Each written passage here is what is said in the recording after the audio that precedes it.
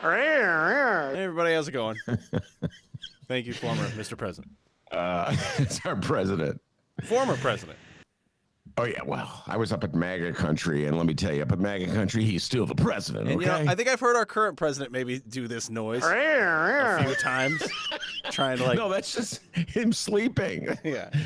Joe Biden.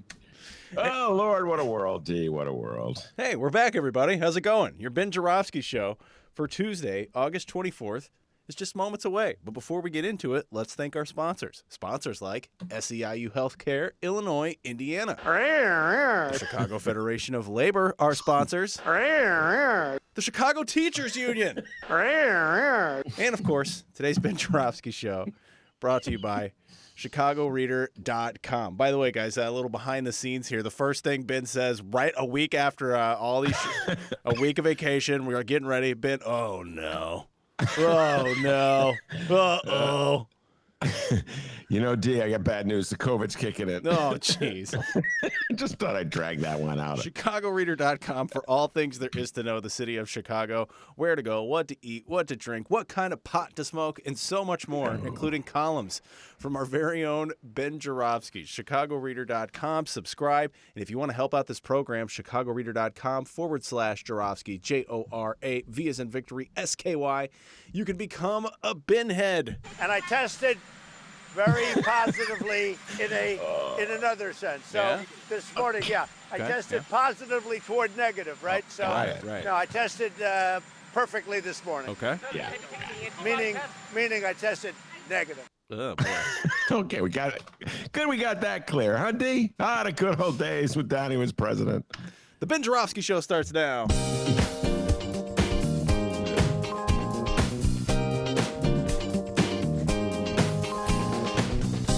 It is Tuesday, August 24th. And live, I got to turn my microphone up. There we go. And live from my attic, my apartment. I'm a little rusty. And his attic. This is the Ben Jarofsky show.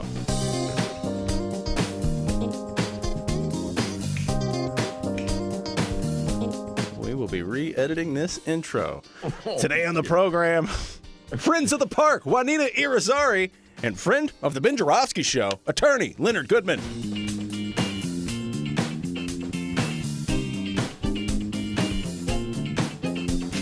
And now your host, Chicago Reader columnist Ben Jarofsky. Hello, everybody. Ben Jarofsky here, calling this same old world Tuesday. And here's why. I'm back. Yes, I am back. Back from vacation. Good to be back. Dennis is back. By the way, while on vacation, I made a resolution not to call him Dr. D. Yes. Oh, wow. No more will I call you Dr. D. That's my new resolution. Let's see how long that lasts. Yeah, let's see what new names you come up with. So, speaking of which, did you have a good week, Dr. D? Oops, screwed up already. God. I see what's going on. Yeah, I had a great week. It was nice. Very relaxing. Yeah, you know, I'm a real slave driver here in the Ben Jarofsky show. You don't know what goes on behind the scenes. Me cracking that whip. Poor Dennis up all night, cutting, editing, working. Huge jerk, guys. Oh, my God. He's so mean. I'm so mean to the guy. It's a miracle we're still together. Anyway, I had a wonderful week. I emerged. I went into hibernation, folks. I made a proclamation. No politics. No political arguments. No newspapers, no Instagram feed. Yes, I went a week without D.L. Hewley, my beloved D.L. Hewley. No media feed whatsoever. I was just going to lay down on a beach and watch the clouds pass. I did emerge from time to time to watch old George Carlin clips on YouTube. I don't know You what too? got into I did too. For real? It's a big club, and you ain't in it. Oh, my God. That's the one what did you, we've been together so long, it's like he reads my mind. If you could read my mind, love. That's unbelievable. That's the exact one I just watched. Oh, cool.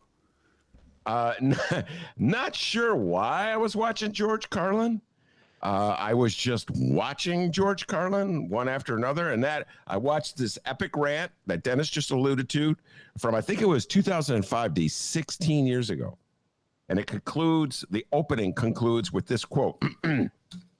It's called the American Dream because you have to be asleep to believe it.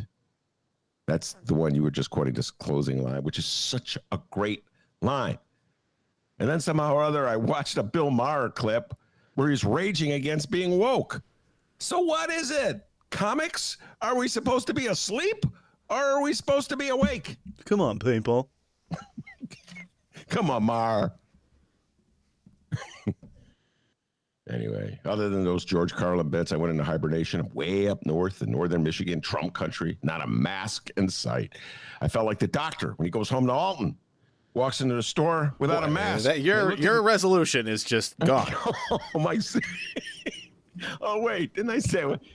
Hold on, let's just redo that. That's my Donald Trump imitation of tape rewinding. Where was I? I felt like Dennis when he goes to Alton, walking into a store without a mask. People look at me like, what rock did you crawl out from? And the good news, D, is that no one called me a pussy. Like that guy called you at that gas station in Alton way back when. Remember that when you were wearing a mask? Yeah, thanks for reminding me. Yeah, so that's progress. We've come a long way as a country in resolving our political disputes, okay? I mean, they were thinking it, but they didn't say it. They thought it. Well, you can't throw a guy into jail for what he thinks. Yes, indeed. I was up in Trump country, and it was Trump country. Big signs on the roadways, huge Trump flags. I had a big sign that says, Trump in 2024, retake America, make America great one more time. It's like, it was great, then it was not great, then it was great, now it's not great. I'm like, okay. And really, what has changed, folks? While I was gone, the Taliban took control of Afghanistan. I was vaguely aware of it because I really was doing my best not to follow the news, but it was so depressing. I heard it. Horrific stories coming out of Afghanistan. Folks, like we didn't see this coming. 21 years of war, thousands of lives, trillions of dollars. Can you imagine all the mental health clinics we could have here in the city of Chicago, all the repaved roads and bridges, all the schools and after schools, all the health care? Nah, can't afford health care. Let's go wage a war for 21 years and see where that gets us. I hate to tell you, I told you so, folks, but I told you. In fact, every lefty told you so. Yes, in the aftermath of 9/11, when so much of the country, when everyone was just either in shock or enraged, feeling they must do something, there was a small group of lefties, generally the people that either listen to my show or come on to my show, those types of people who are saying, you know, guys, this won't work. This will only end up badly. You cannot just routinely invade other countries without paying a heavy toll. Every lefty I know back in 2001 and 2002 was quoting Marvin Gaye from What's Going On. War is not the answer. Everyone loves the song, but no one follows the message. And all the lefties were drowned out by the chorus of angry people. Afghanistan was followed by the invasion of Iraq. The folks in charge lied about pretty much everything. I don't want to go all Jimmy Dore on you, but it seems like the only time liberals care about politicians lying is when it's Donald Trump doing the lying. Now the same old generals who were lying to you, telling you we were winning a war and we weren't really winning, are on TV telling Biden what to do and saying what Biden did wrong, as though we're supposed to really believe them this time. Anyway, today was the day I went back to reading the newspapers. I said, you know what? Enough of this vacation, enough of delay. I'm going to read the newspaper, get back to it, get back in the swing of things. But I decided to be totally random, D, about this. And this is a true story, folks. I said, you know what I'm going to do? I'm just going to blindly open up my New York Times, home delivered. Well, there it is, guys. You see it? And read the first thing I see, which was this. I opened it up. I, by chance, came upon page 12, and I saw this headline. Quote, COVID stalls audit report in Arizona by Michael Wines. Welcome back. Yes, welcome back indeed. COVID stalls audit report in Arizona. My first reaction is, you got to be freaking kidding me. They're still counting presidential ballots in Arizona?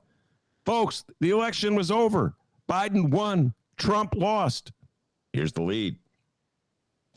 A draft report on a much ridiculed review of the 2020 election results in Arizona's largest county has been delayed by a COVID-19 outbreak on the team preparing the analysis, the Republican president of the Arizona State Senate said on Monday. Let's just take a break here, folks. Big surprise. The same folks who believe the election was stolen are the ones who believe the pandemic is a fraud, or the vaccine will give you some kind of weird disease, or whatever they believe. Here's the second paragraph. The president, Senator Karen Fann, said in a statement that 3 people on the 5-member team were, quote, quite sick, including Doug Logan, the chief executive of the Florida-based company Cyber Ninjas, that is in charge of the review. Man, gone a week, like I said, and nothing has changed. This is so rich, folks. The report on a non-existent election fraud has been delayed by sickness caused by a very real COVID. So they deny the thing that's real and believe the thing that's fake. And guess what? These people, these folks, could be running the country one more time if the congressional elections don't work out in 2022. In fact, they could be running the state of California if Larry Elder wins the special recall Gavin Newsom election. Yeah, I was kind of paying attention to that, D. Even though I wasn't reading any articles, I was thinking about it. I was thinking about how dumb Democrats are in general, but particularly in the state of California. We'll be discussing this one in the coming days. I tell you, folks, you know what we need? We need a little more George Carlin. We got a great show today, everybody. We're kicking off Lefties Week on the Ben Joravsky Show because they were right about Afghanistan. Now, I know what you're saying, D. You're thinking, wait a minute. Isn't every week Lefties Week on the Ben Joravsky Show? You read my mind. Yes, it's true. Pretty much every week is Lefties Week on the Ben Joravsky Show. I just think it might be a good idea to allow lefties to have a say about this stuff, D. You know what I'm saying? Because they were right in 2001, excuse me, in 2002 when George W. Bush, remember him? Oh, yeah, that guy. Remember that guy? Mission accomplished. Strategery. Yeah, strategery. God, the guy's popularity was over 80%. It's mind-boggling. You know, people go, well, why can't we get back to the days of unity in the 2000s? You know why? Because he destroyed whatever good could be associated with unity by using that unity to lead us into 2 wars that were disastrous for absolutely everyone. Lefties told you. So anyway, in honor of the lefties, we're going to bring the lefties on. You know what I mean? All the regular stations, all the regular media outlets bring on the guys who were wrong about what went down in 2001, 2002, 2003 for the last 20 years. I'm going to bring on the guys who were right. I don't know, just for what the hell. Of course, just take a moment to pause and think that the guys who were right are relegated to a podcast hosted by a guy in an attic overlooking an alley in a porta potty. Those are the breaks. It's a weird country we live in, folks. A very weird country. Anyway, Leonard Goodman from In These Times and the Reader, my beloved Chicago Reader, will be joining us. We're talking about the Obama legacy, the Obama Center. He wrote a very good article about that not too long ago in the Reader. And, Leonard Goodman is about ready to join us right now. So Leonard Goodman will be with us in about 2 seconds. And then Juanita Irizarry from Friends of the Park. And while I was gone, man, that story broke about Amazon. It's lockers in the parks. Chicago, nothing has changed, ladies and gentlemen. When I used to do neighborhood news stories, always be writing stories about how the city of Chicago was trying to pimp out its parks by selling them off to the highest bidder. Always writing stories like that. It just never changes in the city of Chicago. So Juanita Irizarry will be talking about the Amazon and the lockers. But before we get to Juanita, we'll bring on a good friend of the show, attorney Leonard Goodman, and who is, let's call him journalist Leonard Goodman. He's trying to be like Ben Joravsky, writing news articles for the Chicago Reader about the Obama Center. Leonard Goodman, welcome back to the show. Leonard, we can't hear you, bud. Oh. All right. I think Leonard. Here we go. You there? Ooh, we just heard him for a second. For a second. You know, this may be a moment, D, where we take a break. Ben, can you hear me? Yes. I can hear you. I'm nodding my head to say I can hear you. But I think this means, Dennis, that Leonard cannot hear us. All right, let's take a break. We'll be right back. And when we come back, LG, Leonard Goodman.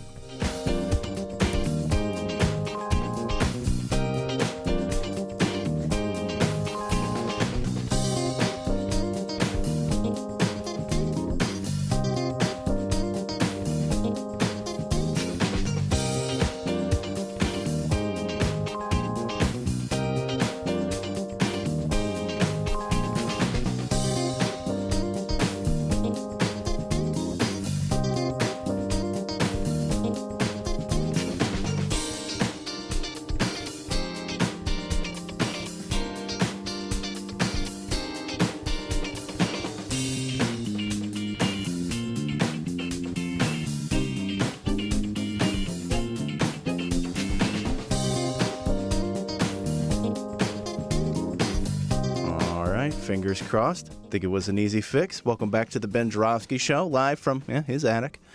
Leonard, he's trying it without the earbuds this time. Leonard, can you hear us? I can hear you fine. Boom! All right. Amazing technology. Leonard Sorry Goodman. about that. No problem. Leonard Goodman is an outstanding attorney and an outstanding journalist. You got a little stumbling blocks when it comes to the whole internet thing, but he'll master that in no time. Yeah. So, Leonard, welcome back to the show. I was saying you're a good friend of the show, and you come on to talk a lot about national politics and international politics. But you wrote an essay for the Reader, and I wanted to get you on a little earlier. I mentioned this, but I went on vacation, so maybe a little old news, but it's definitely worth taking a deep dive into it. You wrote a story for the Reader about the Obama Center, which is coming to Jackson Park. Finally, I think they're breaking grounds on it. This is one of those things, Leonard, I'll let you get it going, but this is one of those things where the city of Chicago has decided to essentially use the parks as though, not that they're parks, but they're vacant land to be developed for buildings to be constructed on. And this thing that always has rubbed me the wrong way. But I think the forces were far too great in this instance. So tell folks, people a little update on what's going on in Jackson Park on the south side of Chicago. Well, thanks for having me on, Ben. The Obama Center is, the Obama Foundation is building a private center in Jackson Park, as you said, on 20 acres of wooded parkland. And as you pointed out, and others have pointed out, this sets a dangerous precedent because, as you know, we have pretty strong real estate developers, and they have a lot of clout in this town, and they've been trying for 150 years to get their mitts on public parkland, especially our lakefront parks, which is really the jewel of the city. And so now 20 acres of lakefront parkland has been leased to the Obama Foundation for a total fee of $10, a 99-year lease. And, one of the things that was pointed out, and this really was not an essay, it was I attempted to be a journalist on this one, and I interviewed the parties. I really came into it with knowing very little about the controversy. I am a North Sider. I actually went to Jackson. I rode my bike down to Jackson Park a couple weeks ago and visited the site and saw where they're going to stage equipment. But what some of the plaintiffs have described is really a bait and switch, that they sold this and marketed it as a presidential library, which would be attached to the National Archives, and it's something every president is entitled to. But after they obtained the lease from Rahm Emanuel, who was the mayor at the time, they changed course and decided to build a private center, which has no link to the National Archives. I think they're going to put a museum in it with some artifacts, but really this is a private center for the Obamas to use as they like. They can charge fees, they can charge parking, they can sell souvenirs. All that money goes to the Obama Foundation, not back to the city. One of the things that people I think are the most incensed about is they're going to chop down hundreds of trees.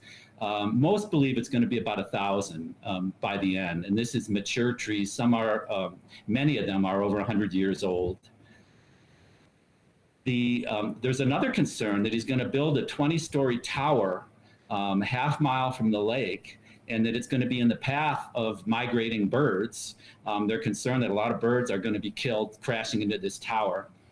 And the other thing that I think most people don't realize, and I didn't know when I got involved in this, is that there was an alternative site that really was the original site chosen by the Obama Foundation did a study along with the University of Chicago at the beginning, and the number one rated site was about a mile west, and it's some vacant land outside of another beautiful park, Washington Park, on the other side of the University of Chicago. And the advantage to that site is it's on vacant land, not parkland, but it's adjacent to the park. So in fact, it would expand Washington Park.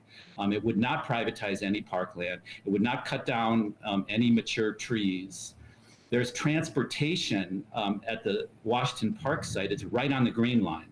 The site that they've chosen on the lakefront, there's very little public transportation. There's no transportation, which means most people are going to have to be bused there or drive there.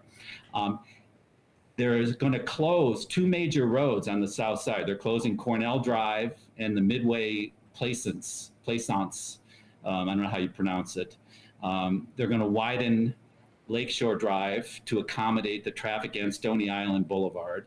Many are concerned that there's going to be a traffic nightmare for many Southsiders.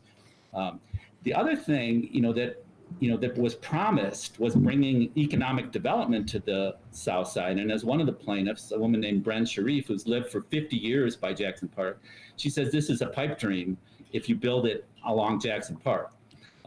There's no possibility of economic development there. You've got the museum, you've got some townhouse project, and you've got two high schools. And you've got the University of Chicago. There's no possibility for economic development. Whereas the alternative site a mile west on Washington Park, there's Garfield Boulevard, there's commercial businesses that would all benefit from having the center there. So, it's somewhat shocking, and there's really, the one thing that the Obama Foundation has done is really not allowed any debate. Because I don't think anyone disputes that this second site a mile west, just west of the University of Chicago on another beautiful park, another Olmsted Park, is far superior in every respect. So there's no dispute about that, but they don't want to have the debate. For whatever reason, they've decided they want to be on the lake. They want their tower to be on the lakefront. And they have been very successful at just sort of blowing past all critics, labeling them, a bunch of, whatever, troublemakers or people that don't like Obama, which is really not the case. I think none of these people are opposed to having him build his center on the south side. It's just, why do it in Jackson Park? The other concern is this park where they're going to build this 20-story tower is on a lagoon, which is connected to the rising waters of Lake Michigan. There's a lot of concern how they're going to, what is the footing that's going to support this 20-story tower? They're probably going to have to dig down 50 feet with concrete pilings in order to support this thing.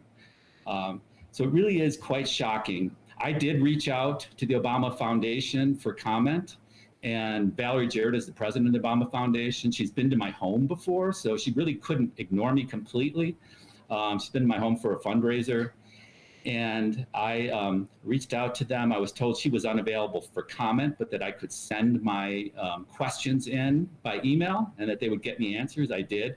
And I basically asked two questions. I said, why did you choose the Jackson Park site over the Washington Park site? And was the public allowed to weigh in on this decision?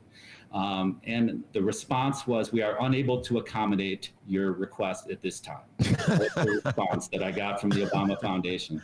So it's been radio silent. They just want to plow ahead. I was out in Jackson Park. I saw where they're bringing in the heavy equipment, and they just want to start cutting down trees and closing roads, and then it'll be too late.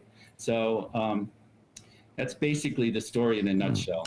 Well, that was a good synopsis, Leonard. Appreciate that. There was a lawsuit filed to try to prevent it, and while I was on vacation, somehow or other, the information seeped through.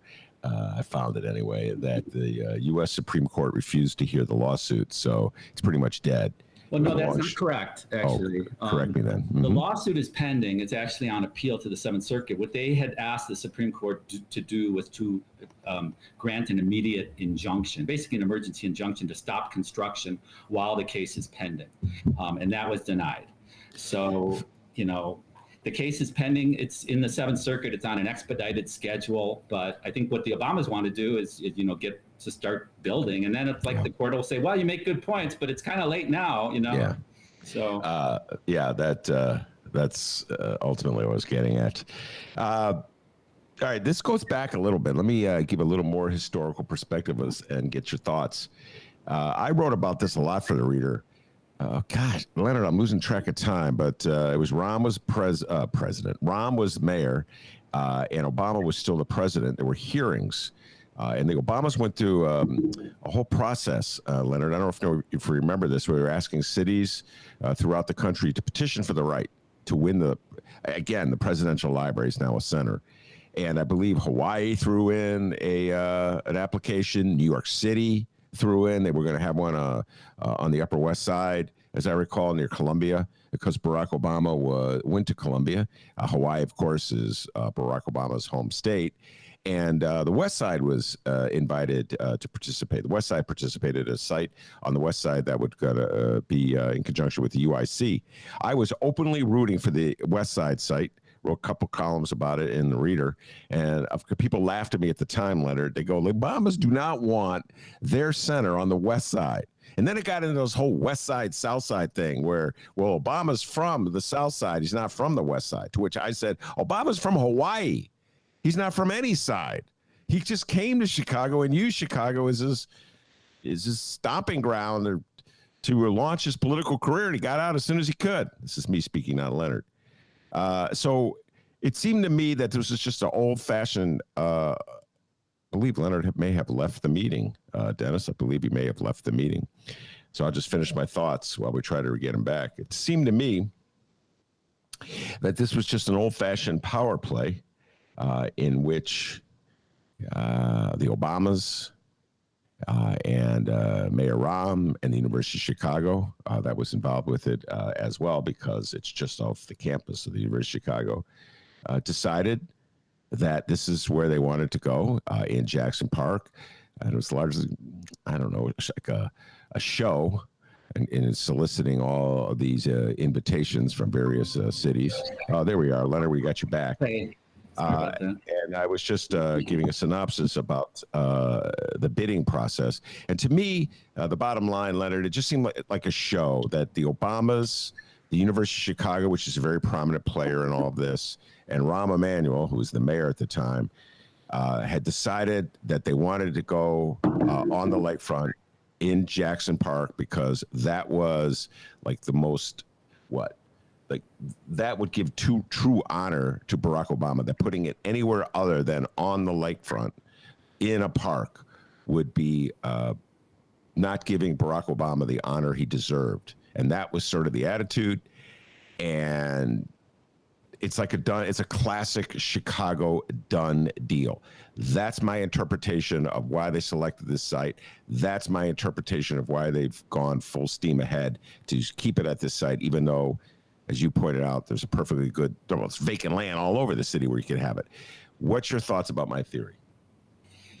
I imagine you're correct, Ben. I don't really, try not to speculate. I actually tried to do this piece, as, open-minded, and I don't know what their reason was. I think you're right. I think they wanted to be on the lakefront. I'm not sure when all that controversy that you were talking, all that discussion you were talking about, I think at that point it was just a presidential library connected to the National Archives. And if that's what they had gone with, they would not be building this 20-story tower, because that would not comply. There's all sorts of rules if you want to build a presidential library. And I think what they decided to do is, they didn't want to have to comply with all of those rules and regulations, and they decided to do their own thing and build a private center.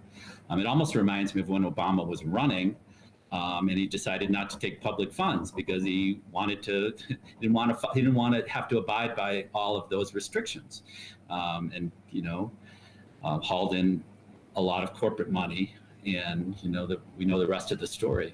So I think you're probably correct that they just wanted to be on the lake. The other thing that struck me, Leonard, from the early days of this is that Barack Obama, this is going to be such an obvious statement, but I don't think we've really considered all the ramifications, is so popular in Chicago and so beloved in Chicago that he's given a pass. And I've been more and more frustrated by it. Barack Obama, this is me speaking, not Leonard. Barack Obama's endorsement of Rahm Emanuel, in my opinion, is largely, is probably the primary reason he was able to defeat Emmanuel Chuy Garcia in 2015. Again, the love for Obama, the allegiance to Obama, the popularity of Obama. And similarly, Barack Obama's popularity in the city of Chicago explains why there is so little local resistance on the South Side. And I remember writing about it, but Southsiders are telling me, stay out of it. It's none of your business. You're a North Sider. You're a white guy. Stay out of our parks. Stay out of our business. So I feel in some ways this is sort of the end result of this just enormous love that people in Chicago and allegiance people in Chicago have for Barack Obama. And so the end result is that a bunch of beautiful parkland, valuable parkland, is going to get plowed over. Your thoughts on that? I agree with you. I think there's a lot of affection for Obama. It certainly has a lot of clout in the city. A lot of people don't want to go against him. But I think, one of the things that I've heard in, researching for this piece that I wrote is, that one of the plaintiffs told me, Dr. Tom Mitchell, who's a landscape historian, a professor at U of C, a longtime Southsider, loves Barack Obama. And, he told me that his motivation for getting involved in the lawsuit, not to stop the center, but to move it, was to prevent the Obamas from making what they believe is a terrible decision. And they think it's going to be a disaster. I don't know how they're going to get, people are going to get to this center, how they're going to sustain it, how it's going to, does it have proper footing, sound architectural footing in that park on the lakefront to build what they envision. So I think there is a lot of affection, but there's also a lot of stubbornness, or maybe you could call it arrogance, coming from the Obama people, that they just really don't want to engage. Because isn't that what the Obamas, were always all about? Community organizers, listening to people. And here they've just shut out all discussion. And it's not people trying to stop them from doing it. It's just people wanting to discuss, is this really the proper site? Do you really want to use 20 acres of wooded parkland and cut down all those trees? Or is there a better place to put this center? So I agree that certainly the affection for Barack Obama is an important part of this story.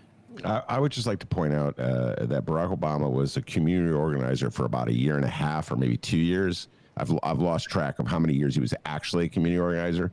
And most of his life, he's either been a law school student, a lawyer, practicing attorney, a law professor, a state senator, a U.S. senator, a president of the United States, and now a international celebrity. So the community organization part of Rahm Emanuel's life is very tiny. I just always like to point that out. Barack Obama. Barack Obama, yeah. I just want to point that out, that it's a very small portion of Barack Obama's life. And I also like to point out something, Leonard, and shift gears a little bit. I was teasingly saying it's Lefty Week on the Ben Joravsky Show because, it's always Lefty Week on the Ben Joravsky Show. But in this particular case, with the United States pulling out of Afghanistan, the Taliban back in charge, it just seems that everything that lefties said would happen in Afghanistan with that invasion has happened. Similarly with the invasion of Iraq. And Barack Obama was elected president to a large degree, Leonard, because he opposed the Iraqi invasion. If you recall, that helped him in Iowa. And Iowa was the key state for him. When he won Iowa, that really gave momentum to his national campaign. He went on to win the nomination in 2008.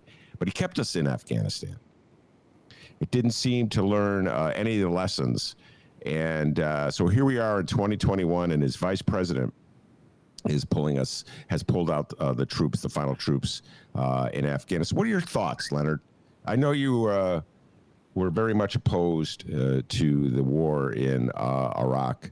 I'm not quite sure what your opinions were about the invasion of Afghanistan in 2001. What's your thoughts now, looking back at the whole history?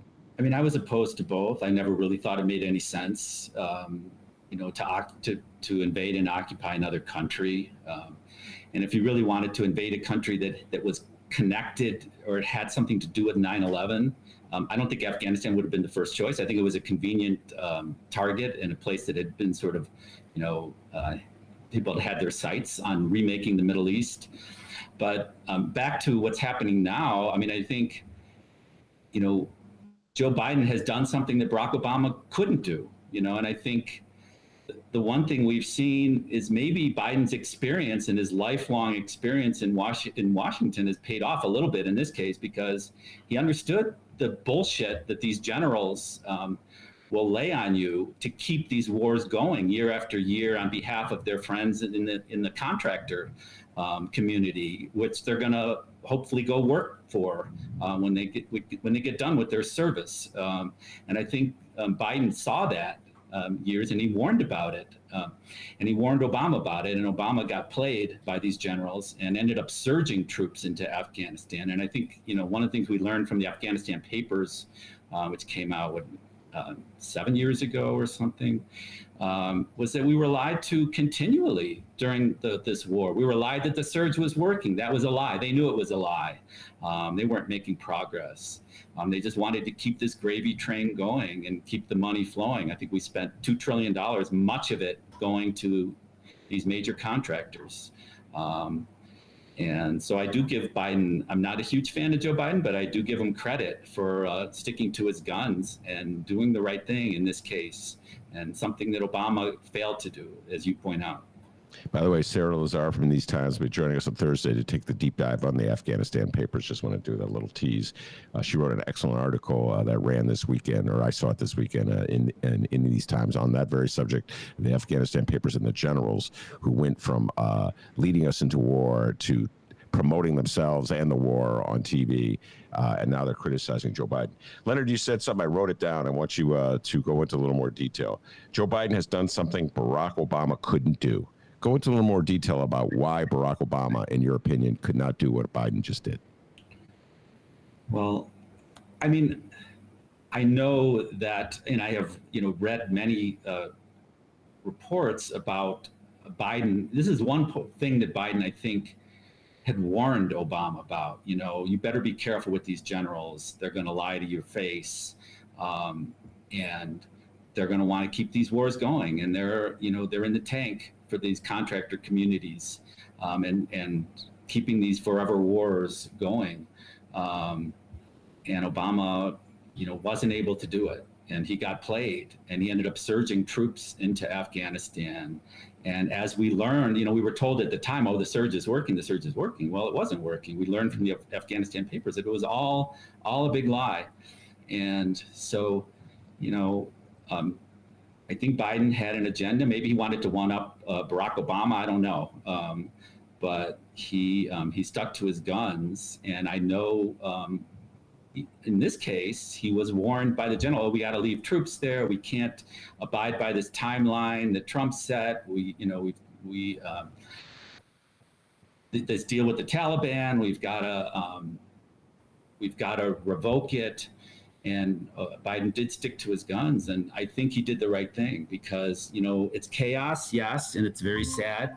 But whenever we end one of these forever wars after 20 years, it's going to be chaos. And I think that I applaud Biden for doing it, and it's going to be messy. If we waited another 2 months, it still would have been messy. So. Leonard, I'm going to give you something I struggle with and get your thoughts on this. Your friend Jimmy Dore was on the show a couple of weeks ago, comedian Jimmy Dore, who's very critical of Obama, very critical of Democrats, liberal Democrats. and what exists of the left, the Democratic left, and we went at it a little bit. I was feeling very I was feeling very self-righteous now. I'm a little weakened. Made me a little different interview if I did it today, because I despise Donald Trump. Everybody knows it. I despise the politics of Donald Trump, and I will fight those politics as long as I'm alive. And yet, it's hard for me to, how do I put this, Leonard, to be so righteous about Donald Trump's lying when I see all the lying by the party that I routinely support year after year after year. And Jimmy was making fun of me and people like me for just continually supporting Democrats, liberal Democrats, because they do the same thing Trump does, he was saying. He was coming back at me. And when I reflect on this 20 years of wars in the Middle East and all the lies that you just pointed out that are routinely shoved down our throat, I'm like having this existential moment of doubt. Like, why? How can I just so criticize Trump for lying when my beloved Democrats lie all the time? So that's where I am right now. I still will fight like hell against Donald Trump. What's your general thoughts about Republican lying and Democratic lying? You know, both parties, get their marching orders and have major donors in the defense industry, in the fossil fuel industry. Now, the Republicans are a little heavier in the fossil fuel industry, but the Democrats have become, the Democrats used to be an anti-war party. The only time the Democrats applauded Trump and their friends in the media was when he was bombing Syria or killing the Iraqi, the Iranian general Suleiman. That's the only time that they applauded him. They're no longer the anti-war party. They're completely in the tank for the defense contractors. They take, Adam Schiff takes as much money from Raytheon and General Dynamics and all of these defense firms, and that's really my problem. The reason why I've walked away from the Democratic Party. I'm an anti-war person. I believe in single-payer health care, and you're not going to get that. You're limited by what the donors will allow. And the donors won't allow, and this is one of the things that Biden's going to have to be careful of, because now we end this gravy train in Afghanistan. The contractors are going to be looking for another war to keep the budgets. If you're going to spend $1 trillion a year of our taxpayer dollars on war and defense budget, plus all these slush funds that the Pentagon has, you need conflict zones. And you need big enemies so that you can sell these big ticket items like nuclear submarines and the F-35 boondoggle, this airplane that doesn't fly. You need scary enemies, and so that's why I've walked away from the Democratic Party. I agree with you locally. I think it's a little bit different. We've had this discussion before, but on the national stage, they're so compromised that there just really isn't a whole lot of difference. Maybe on a couple issues there is, but when it comes to the things that really, major change in this country, like ending some of these wars, bringing some of this money back home. Think of what we could have done with $2 trillion that we've spent, wasted in Afghanistan. Think what we could have done with that money. National health care system, people could have free college. The homeless people could all have a place to live. It is sad, and so I think I tend to side with a little with Jimmy Dore during that discussion, and I love you, Ben. Yeah, well, give me another week. I'll be back at it with Jimmy Dore. But right now, I'm saying, Jimmy Dore had a point. He had a point. I'll just leave it at that. All right, Leonard. I want to thank you very much, and welcome to the world of quote-unquote objective journalism, which is kind of funny. I smiled when you said you were going to, before the show, you told me you're going to be a little more objective in this. And it's so funny when you try to do objective journalism, the people in the power just slam the door in your face. So welcome to my world. You got more access. The funny thing, you got more response than I would have gotten if I had done that story. They wouldn't even bothered. The Barack Obama people to say what your questions are. They just ignored me. So at least you got the courtesy, and I have that in quotes, of pretending they care about your question. Right. Well, journalism is hard. I learned that, Ben. I'll leave it to you folks. But Well, I appreciate you having me on. It was a lot of all right, fun. that's Leonard Goodman. Thank you very much, Leonard. We're going to take a break. When we come back, Juanita Irizarry will be with us from Friends of the Parks, and we're going to be talking about how they're renting out the parks to Amazon. Unbelievable, the stuff that happens in the city of Chicago. Stick around, everybody.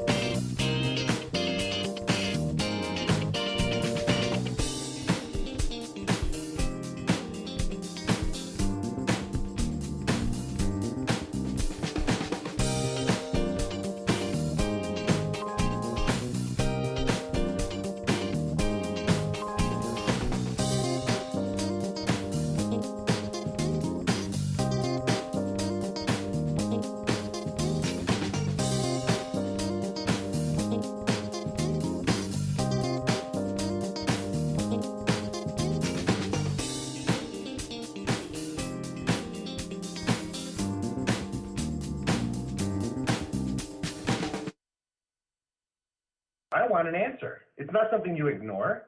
I think you're 100% full of shit, is what I think. If you think No offense, well, fuck you then. Hold on. Who are you to tell me I'm full of shit? Okay, you two. Welcome back to the Ben Jarofsky Show, live from his attic. All right, very good. Yes, it's been over a week since I heard that great exchange between Raylo and Lori Lightfoot. I missed it very much indeed. We're reaching out to Juanita Irizarry. We had her D, and then I guess we lost her. A few technical difficulties after a week off. Huh? Not too bad, right, Dennis? Yeah, you don't have to announce it, but that's fine. That's cool. Yeah, everybody. Yeah, that's kind of how we go. But when the maestro of editing is done with this, you wouldn't know it. When you hear the podcast, you wouldn't know it. You'd be wondering, what is Ben talking about? Anyway, I just, before I bring Juanita back, just to finish up a little bit on my thoughts with Leonard Goodman on two fronts. One, the Obama Center. I am guilty. I realize this. My revulsion at Donald Trump has blinded me in many ways to what the Democratic Party is up to. I recognize that. I realize that. I feel that the existential threat of Donald Trump on so many different levels is far more dangerous than with the sort of the status quo that the Democrats represent. So yeah, I'm very much guilty of kind of sometimes stomaching Democratic lying and warring, because I think the Republicans are so much worse. But it really came home in the last weeks with all the stories coming up Afghanistan about how the Democrats and Republicans were complicit on that war. All right, Juanita Irizarry from Friends of the Parks is back with us. Juanita, welcome to the show. Hey, how are you? I'm doing well. I'm back from a much-deserved and needed vacation. I'm very mellow and cool. To see mellow and cool with you. Yes, mellow and cool and calm and relaxed. And one of the things that penetrated my dome that I had put around myself to ward off all outside news was an email I got from an old friend of ours, Mike Novak, who's been on the show many times, talk about how you were on his show and talk about Amazon in the Park. And as soon as I saw that, I got to have Juanita on to talk about this. Folks, I have been belly aching on this subject about how the powers that be in this city use our parks. We just talked about this with Leonard Goodman and the Obama Center, but they use our parks like they're vacant land. It's as though they view the parks as vacant land that are potential sites for development deals, advertising signs, whatever they can. And I never even know why they're doing it. They always have some cockamamie reason, which the PR people come out with some utter ludicrous spin that we're supposed to believe. Like somehow it's making money for the city. They called it a public amenity this time. Woo! Public amenity. All right, so Juanita, folks may have missed this one. Why don't you give us a little take on what the Park District Board has decided to do regarding Amazon and lockers in the public parks? Go ahead. It's actually interesting that you asked that question that way, because the Park District Board was not even involved in this decision. This was a small contract that does not require Park District Board of Commissioners review. And that came out as we started trying to understand what happened here. Friends of the Park staff, we kind of scratched our heads together last Monday at our staff meeting to say, wait a minute, did we miss something? Because we attend all the Park District Board meetings, and we would have imagined this would have been a contract that would have come up for review. And we were like, geez, how did this sneak by? And in talking actually to Greg Hines of Cranes Chicago Business, he was also asking that question. And figured out actually before me that it did not have a contract because of the size. And so he talked to Avis Lavelle, the board chair of the Park District, the president of the board, and she said she didn't even know about it. So staff did this one with absolutely no review at the board level. Wow. Yep. Let's just pause. By the way, a little shout out to my old pal, Greg Hines from Crane Chicago Business. He's a Bulldog reporter. And if Greg Hines, who loves development deals, is critical of this, then you know it's a freaking scam and a sham. So Greg, my old poker playing pal, good job unearthing this one. All right, let's just pause and think about this. Yep. Now, Chicago is a clout city. Avis Lavelle, who is president of the board, is a very clouded person in the city of Chicago. Folks, if you don't know her, she used to be a PR advisor to Mayor Daley. She's been around a long time in the city of Chicago. She's got a lot of clout, a lot of juice. If she didn't know about it, who did? Who have you been able to figure out who was the source that cut this deal with Jeff Bezos and Amazon? Go ahead. Well, what we hear is that the Park District learned that Amazon was paying other folks to be in their space. So Park District went out to get this contract so they could get some of that revenue too. I don't know who directed that. I don't know who first saw that that was an opportunity that they thought maybe they should pursue, but it was a staff level effort of the Park District starting this. It wasn't even Mr. Bezos coming in and saying, hey, please let me put my box in your Park District. Man, that is the most pathetic thing I've heard all day. I was calm and cool, and now I'm like getting fired up again. Sorry to mess that up for you. That is unbelievable. And by the way, a great column in today's tribute by Rex Hupke about this, very funny. He broke down the numbers. I'm doing it from memory. It's about $150,000 a year. Do I have that? Is my memory correct? Yeah, Go you're ahead. in the right range. Yeah. So what exactly do we get, and what does Amazon get out of this deal? Well, the taxpayers have to make sure that the snow is shoveled in front of the Amazon boxes so that people can come pick up their packages. That's what we get out of this deal. We'll get the $150,000 a year, but that we got to deduct that the cost of shoveling the snow. We have to shovel snow in parks. So Amazon. So what is it's the contract? Yes. So Amazon gets these lockers. Explain these what the lockers are that Amazon gets, Juanita. Well, I can hardly explain it because I personally don't use Amazon, so I didn't even know there was such thing as an Amazon locker until all this happened. But and because I haven't hardly left my house in the last year, but until just recently. And so you order your package and it gets assigned to a particular locker in a particular place. I don't even know exactly how it works because, like I said, I don't use Amazon. But then you can go pick it up in that location, right? I don't know if you can also like return packages that way. I'm not sure how it works.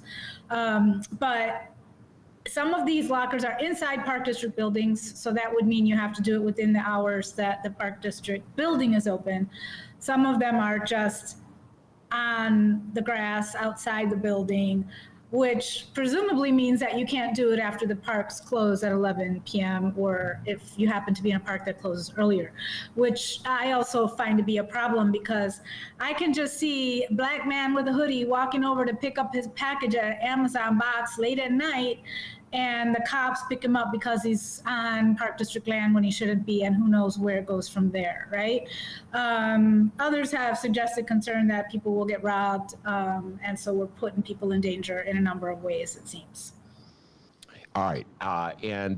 So this is a contract that was signed, and the city gets about $150,000 to allow Amazon to put the lockers in our parks. And is there anybody at the Park District defending it? If the Park District's official position is the Park District Board, which are the people who are supposedly overseeing our parks, appointed by the mayor, I like to get to that. Yeah. Are they expressing outrage? First, they express ignorance, so they don't know what's going on in the parks that they supposedly run. So that's an interesting take, Juanita. I've been following Chicago politics a long time. I've never heard ignorance as a defense. Oh, we didn't know. Oh, isn't that something? We didn't know. We didn't know what was going on in the parks. So now they know. Greg Hines told them. Okay. Thank you, Greg. So what's their official position now that they know? So I have not heard any response that reflects specifically the voice of the Board of Commissioners. What we have heard is a public spokesperson for the Park District say, hey, we think this is a nice public amenity for Chicagoans, and we think that's part of our job, right? But we have seen now a little bit of, oops, we're gonna slow down the installment of other boxes that were slated to be installed that have not yet been installed in order to do some more review. So that is what we have heard. Well, let me just liken it to something else that is not park related, but it's public space. And it has to do with the Trump sign on Trump Tower, which really gets to me. Yep. All right. And I've written columns about this from time to time. Donald Trump put the sign, this huge sign on his tower where you could see it from virtually anywhere in downtown Chicago. And when it was all said and done, when it was done, Rahm Emanuel, who was the mayor at the time, said, I can't stand it. It looks ugly, but there's nothing I could do about it. And that is such a typical attitude to have in the city of Chicago. Like they're helpless and defenseless. What has our mayor said, Mayor Lori Lightfoot, about the Amazon lockers in her parks? She is our mayor. Well, I gotta say, I don't know that I am aware of a specific comment from her about the Amazon lockers. I will say that I've heard that she's now distancing herself a bit from Mike Kelly in the Park District as it relates to the lifeguard scandal and saying, I'm not in charge of the parks. So, very interesting how, she is the person who appoints the Park District superintendent and made the specific choice to keep Mike Kelly in place. They do all kinds of things hand in hand, but now all of a sudden she doesn't have anything to do with the parks. All right. So we're going to get to the lifeguards and Mike Kelly in a little bit. I'm not quite finished with the Amazon lockers. So now that the Park District Board's official position is they know about the lockers, as opposed to their original position, which they didn't know about the lockers. And now that their official position is that the knowledge of the lockers goes beyond some unnamed bureaucrats in the Park District bureaucracy who supposedly had enough power to cut this deal with Amazon. My question to you is this. Do you believe, oh, it's a tough question, Juanita. Do you believe the Park District leaders, when they say they did not know about this deal until Greg Hines told them about it? And one more time, thank you, Greg Hines, for informing our Park District about what's going on in the parks they're supposedly managing. Do you believe that their assertions that they didn't know about this contract, or do you think this is a local version of what Ronald Reagan used to call plausible deniability, where you set up a system where the people in charge can say, oh, they have a plausible explanation for why they allegedly do not know? Yeah. Go ahead, Juanita. I'm going to divide my answer and say that I feel like Avis Lavelle probably knows everything that's going on. I do think, however, that the other board members, some of them at least, have often been just trotted in an hour or so before the Park District board meetings and told how they're supposed to vote on whatever they're supposed to vote on, and often don't know much about a lot of the issues related to the Park District. So it is possible that others of them were not aware, because part of the way this has functioned is to really just have them be rubber stamp folks that don't even really know what's going on. Yeah. By the way, I think I agree with everything you just said. And that gets me to this question. We'll go further with the lifeguards, but this relates as well. Yep. We're finally, after like 10 years of community fights on this, going to have an elected school board. Oh, what a struggle. And to read the editorials from the Sun-Times and the Tribune, you think that the world was going to come to an end because we're going to have democracy. I can't see any evidence going to the parks where an appointed park district has helped, appointed park district board has helped the actual parks. Now, I've covered park district issues for a long time. I don't do it as much as I used to because I moved into other things. But I have never seen, I cannot say that the public has been well served by having appointed park district board. It seems to me more often than not, it's like the parks are used as a way to dole out contracts to well-connected people, or used, as I said, as like the land is vacant and let's fill it up with stuff. Won't even get into the Olympic scam that we survived from about 10 years ago, where they're going to turn the parks into an Olympics village and, build stadiums in the park, etc. So what's your thoughts now? Should we make the Park District Board an elected body like we've done with the school board? Yeah, so I would first of all say that Friends of the Parks does not have an official position on this at the moment. It's something the organization has talked about over the years, and it's not revisited recently. And I will also say that I observe a few board members during the time that I've been watching this board very closely, who I think do sometimes ask some good questions on behalf of the public, and maybe do us some good. But I will say that there's nothing, in fact, I had a conversation with someone just the other day about something else where we were talking about elected boards versus non-elected boards. And this person suggested that appointed boards were to make sure that you had qualified people. And I'm like, that is so much bologna sausage, because the people that sit on the Park District Board often have very little knowledge of parks. You know, maybe they're lawyers, you know, maybe they make big donations to the Art Institute. I don't know how that relates to being, you know, qualified to be on an overseer of the Park District, right? So I do not believe that being appointed is about making sure people are qualified. We just as easily could get some qualified people to be overseers of the Park District by electing them, as what we're seeing now with an appointed system. You know what's funny? That is such a classic Chicago response. Yep. I don't know who you. I don't care. I mean, I care who it was that told you. Yeah, but it's such a classic Chicago response. Yep. And it's the same essential response that you'll read from the Sun-Times and the Tribune in one of their editorials about the quality. Quality matters. And so the board, in the case of the school board, we need people from the financial community because their knowledge of business will help us balance the books. And I think of all the crummy borrowing schemes and scams Right. that all these qualified bankers and finance people made down through the years with the Board of Education, where we lost a lot of money in fees to banks that could have gone to kids, and the TIF scam where they take money from the schools to pay for TIF deals. I'm like, when has a quality, well-educated person sitting on a board ever helped us? I think the more essential attribute is somebody who is a critical thinker and is not afraid to defy the powers that be, has something resembling a backbone. And I don't know if you can get a backbone at any university where you get a degree in finance or law. Your thoughts on this, Juanita? No, absolutely. And, as I said, over the years, as I've observed folks on the Park District Board, there's some people with a lot of technical high qualifications who also ask good questions and made the Park District stop and rethink something. And there's a lot of people with qualifications that just do whatever they're told.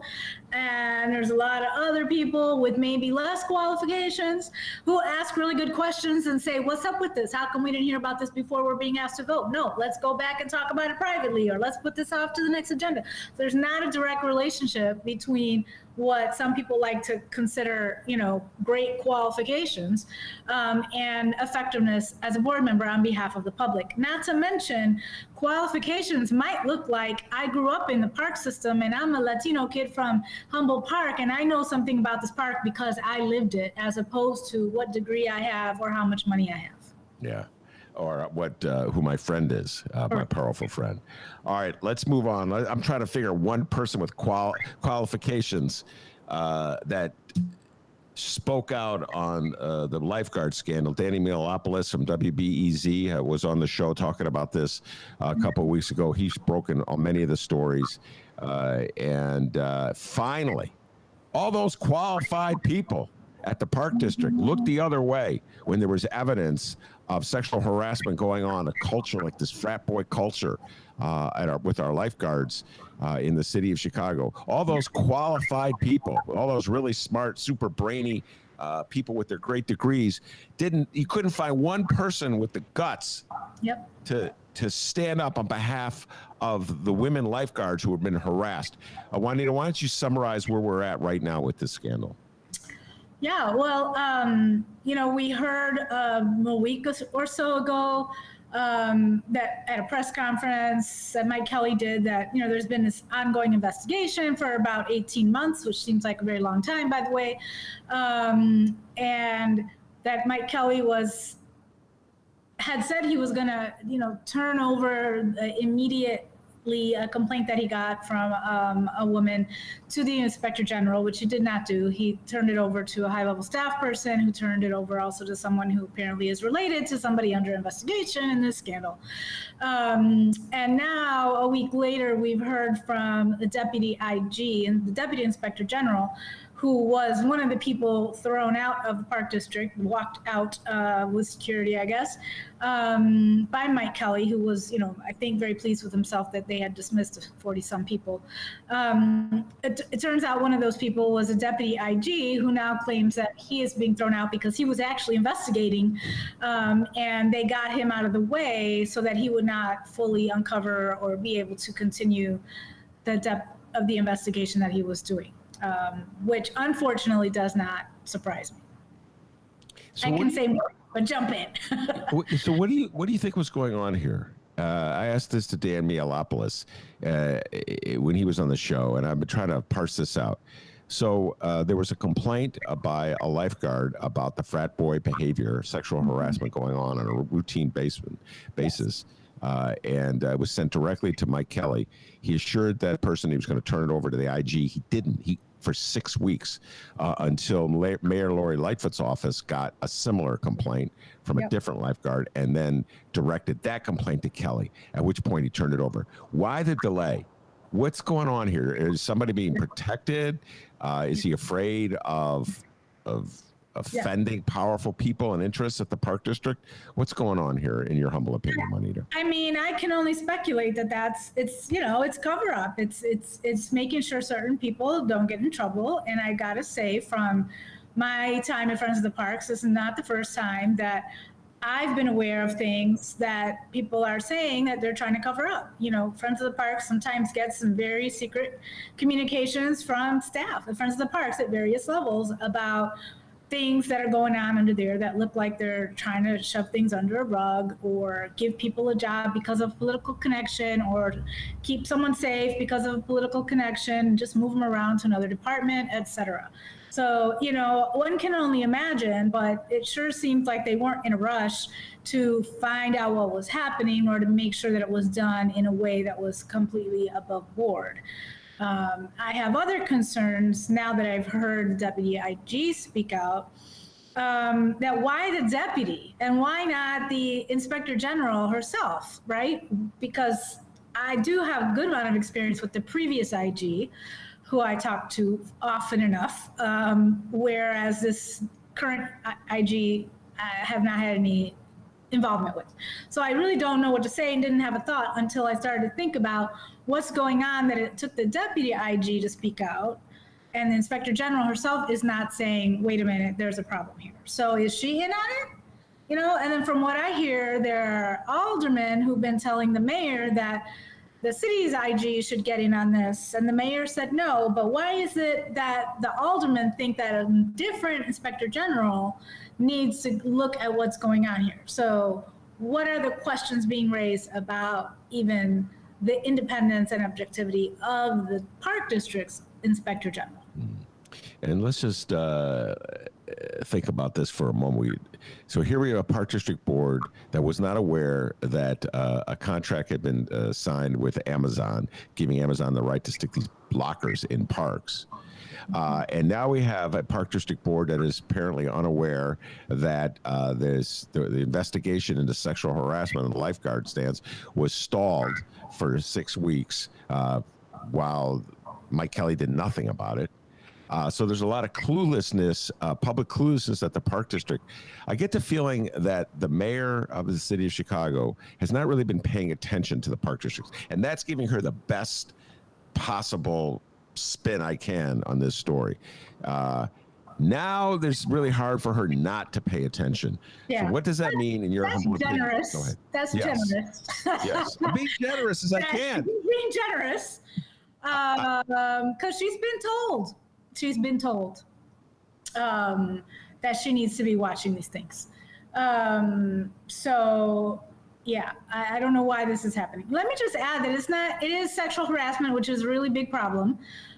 It's also that some of these people that have been accused were drunk on the job or drinking on the job, maybe doing drugs on the job.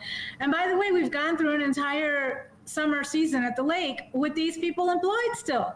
Right? So now the public has also been lifeguarded by people who maybe were drinking on the job. So why have we all been put in these unsafe conditions with that continuing to go on, and our mayor just letting this go on and on? I don't understand.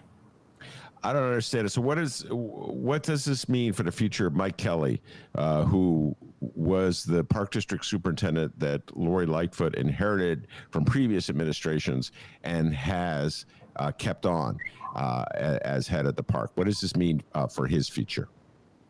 Well, I think there are a lot of questions about that. I'm pretty sure that this is not done unfolding. Personally, each day I'm hearing more stories of women whose stories we haven't heard yet. So I think it's pretty ugly. And I thought Mike Kelly would have been gone long before now, so I'm surprised that he's here. So I don't know. It's a good question. Mike Kelly apparently has a lot of clout in the city of Chicago that he has survived so long. And let me say, I haven't been paying attention to the park districts in the last year. I got to tell you, between the pandemic and the violence and the unrest in Chicago, I just, and the confrontations, constant confrontations with the teachers union and the schools.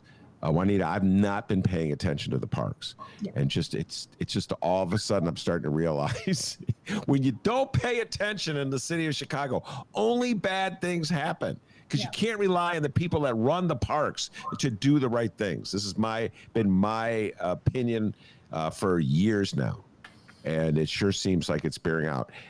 What is the general relationship between Friends of the Parks and the folks who run the parks these days, Juanita? Are they giving you, do they share information with you? Do they treat you respectfully, or do they just ignore you? Go ahead.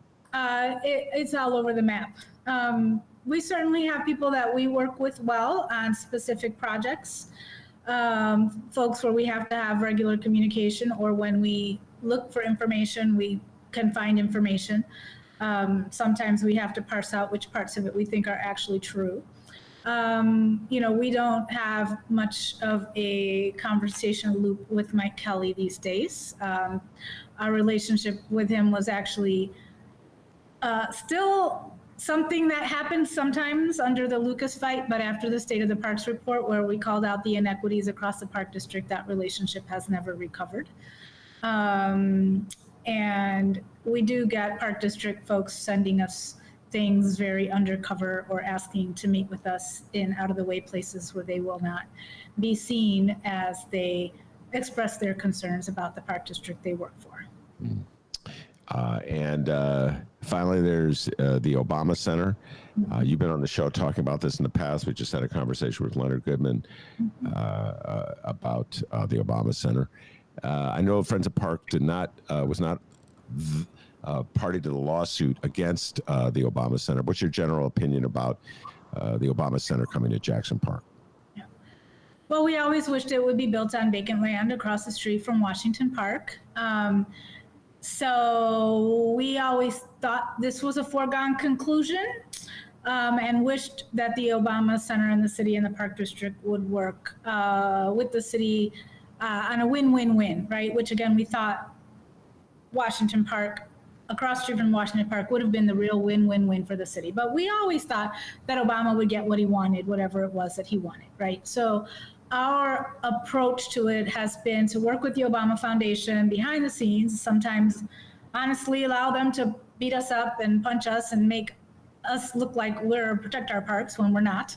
But meanwhile, having conversations with them about how we can increase parkland and improve parkland, even though we wish the location were different. Overall, we believe it's wonderful that Barack Obama is building his presidential center in Chicago. We've actually disagreed with you that we thought it was cool on the south side, as opposed to over by UIC. We just think it could have been done in a better way. We think a lot of pain and damage has been done to Chicago in terms of lack of transparency and integrity and honesty, and I wished for more from Barack Obama, who at one time was very beloved to me as well. So now they've broken ground, they're moving forward. We were part of a meeting last week that was an invite-only meeting to some of the stakeholders that the city has been updating. And we are happy to hear that one of the things we've been advocating for is happening. We've been really poking them to say, look, if you're putting your building where the track and field is, and therefore the track and field is moving to a place where a baseball field is, what are you doing about the baseball field? And finally, we have heard that they have money to refurbish existing baseball fields north of Hayes, where they are also putting in a new baseball field. Yes.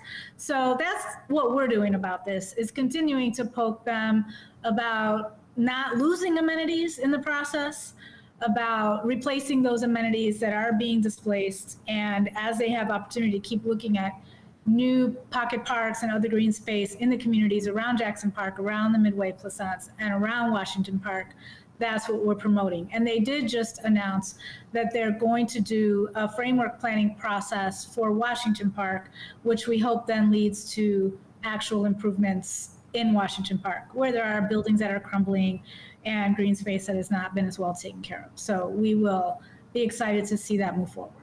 I have to say, I do not blame Friends of the Park at all. This is me speaking, not Juanita. This is Ben speaking. I do not blame you for staying out of that lawsuit, and I'll tell you why. I watched what happened when you took the strong stand against the George Lucas Museum, and I saw the games that were played. Yep. And it was not Father Flager's finest moment. Let's just put it that way. The same thing happened with the stand Friends of the Park took against sticking the Children's Museum in Grant Park, which was a fight that preceded you long before you were in charge of Friends of the Park. Yeah. And so I see the kind of politics that happens in this city whenever Friends of the Park takes a strong stance to preserve parks, and how somehow or other it's always turned into this issue of white North Siders trying to deprive black people of stuff. And it's so funny. The same powers that be that are going to benefit from these deals are the same ones who consistently champion the siphoning off of millions and millions of TIF dollars, property tax dollars, every year from poor black communities. So it's such a cynical game that's played. I do not blame you for avoiding a fight with the Obamas, who are beloved in the city of Chicago. I cannot blame you at all, Juanita Irizarry, for that. That decision. I mean, I don't know if we've completely avoided a fight, but we know that we've been in rooms where our opinion was asked and it was taken to the Obamas, and in some cases we've actually gotten what we've asked for, which is not the whole enchilada, as they say, but the best we've been able to do, I think, in this situation. All right, very good. But it's been a rough couple of weeks for the Chicago Park District, between their not knowing, which I don't believe, not knowing that they cut a deal with Amazon to stick lockers in the park, to looking the other way at allegations of drunken frat boy behavior on the beaches with lifeguards, and to just turning over the park to the Obamas for the development of the Obama Center. It's not been a rough week. I'm hoping, it's not been a rough couple of weeks. Juanita, I'm hoping that there's a little more vigilance from the powers that be in this city about what's going on at the park. Are you hopeful in any way, or do you feel I'm naive to even have that optimistic view? No, I feel like maybe something's finally going to break, and there's going to have to be some changes. But that's just me wondering, sitting here thinking. I don't really know these things. Come on, Mayor Lori Lightfoot.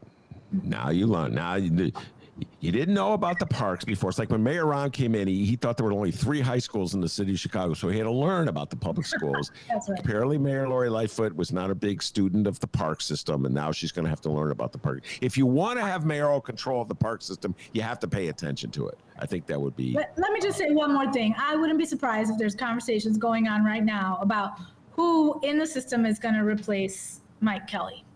And or who of the people that wanted the job back when Lori Lightfoot first was won as mayor, and people thought that Mike Kelly would not retain his position. There were a bunch of people who were kind of trying to be in line for that position. So I'm pretty darn sure those conversations are happening right now.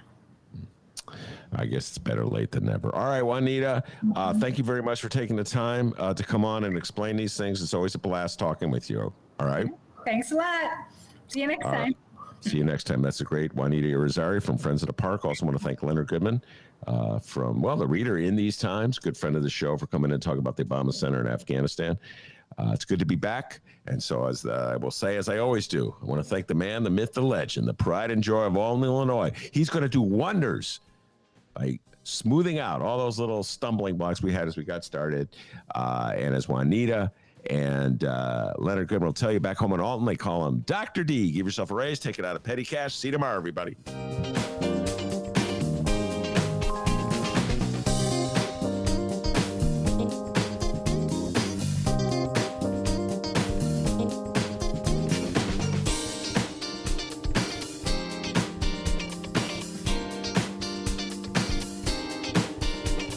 It's the Butter Cow